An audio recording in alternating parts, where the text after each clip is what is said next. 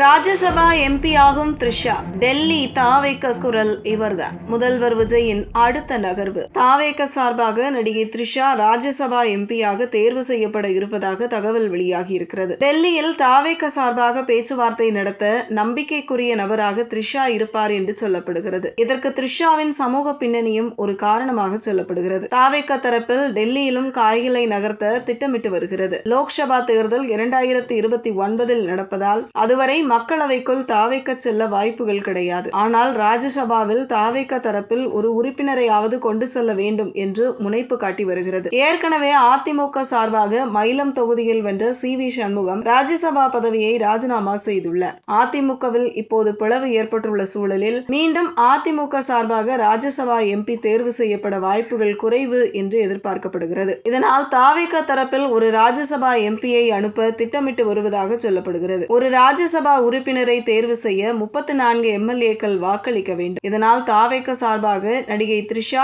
ராஜ்யசபா எம்பியாக தேர்வு செய்யப்படலாம் என்று சில தகவல் வெளியாகி இருக்கிறது. வழக்கமாக மாநிலத்தில் எந்த கட்சி ஆட்சி அமைத்தாலும் டெல்லியில் தங்கள் சார்பாக பேச்சுவார்த்தை நடத்த ஒரு பிரிவை உருவாக்கும். முன்னாள் முதல்வர் கருணாநிதிக்கு முரசொலி மாறன் இருந்தார். அதே போல முன்னாள் முதல்வர் எம்ஜிஆருக்கு ஜெயலலிதா இருந்தார். அந்த வகையில் விஜய்க்கு நம்பிக்கையாக நடிகை த்ரிஷா இருந்து வருகிறார். இதனால் தாவேக தரப்பில் நடிகை த்ரிஷா ராஜ்யசபாவுக்கு அனுப்பி வைக்கப்படலாம் என்று சொல்லப்படுகிறது. டெல்லிக்கு தனக்கு நம்பிக்கையாக இருக்கும் த்ரிஷாவை அனுப்ப விஜய் திட்டமிட்டிருப்பதாகவும் சொல்லப்படுகிறது. நடிகை த்ரிஷாவும் புதிய படங்களை கமிட் செய்து கொள்ளவில்லை. இதனால் விரைவில் த்ரிஷாவின் அரசியல் என்ட்ரி இருக்கும் என்று கருதப்படுகிறது.